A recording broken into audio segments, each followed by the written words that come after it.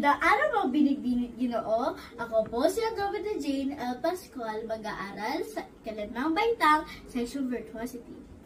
Sa video po ito, ang inyong makikilala ang isang babaeng bayani na nagbigay ng malaking kontribusyon sa hibagsigang Pilipino. Tara, samahan niyo ako at kilalanin si Tandang Sora.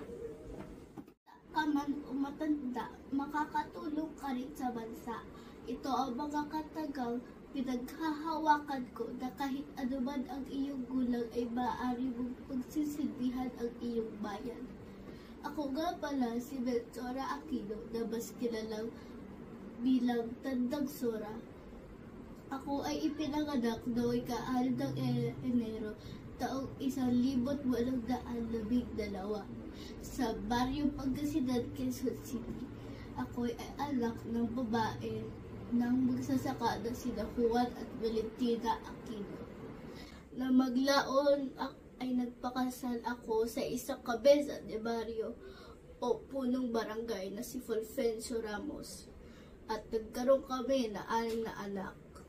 Noong 7 taong gulang pa lang ang aming bunso ay pumanaw ng aking asawa. At ako'y naiwang mag-isang nagtaguyod sa aming mga anak.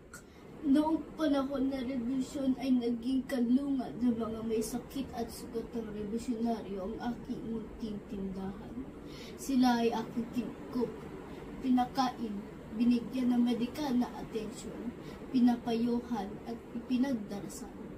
Ang mga lihim na pagpupulong ay ginaganap din sa aking tahanan. Nang ako ay bahuli ng mga Kastila, ako ay pinahirapan at ipinatapon sa Guam, pulo ng Marianas. Ang kanilang pagpapahirap ay hindi naging hadlang para ipagpapatuloy ang paglaban para sa kalayaan ng Pilipinas. Nang dumating ang mga Amerikano, ako ay nagbalik sa Pilipinas upang ipagpatuloy ang aking pagtulong sa mga mamayang Pilipino. Ako, si Tandang Sora, ang babae ng revolusyon, inam ng balintawak at ina ng himagsikan.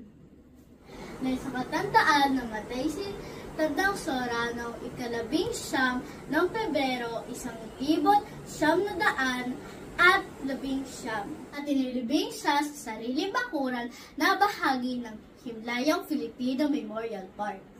Bilang paggunitan na ika-2 sentenaryo ng kanyang kapanganakan, inilipat ang kanyang labis ng pambansang dambana ni Tandang Sora sa Banlat Road, Barangay Tandang Sora, lungsod ng Quezon.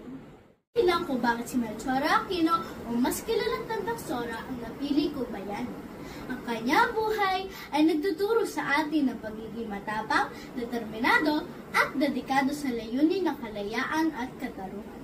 Ipinapakita nito na kahit sino, anuman ang edad at kasarian, may kakayahan na makatulong at magbigay ng kontribusyon sa pagbabago ng lipunan. Maraming salamat po!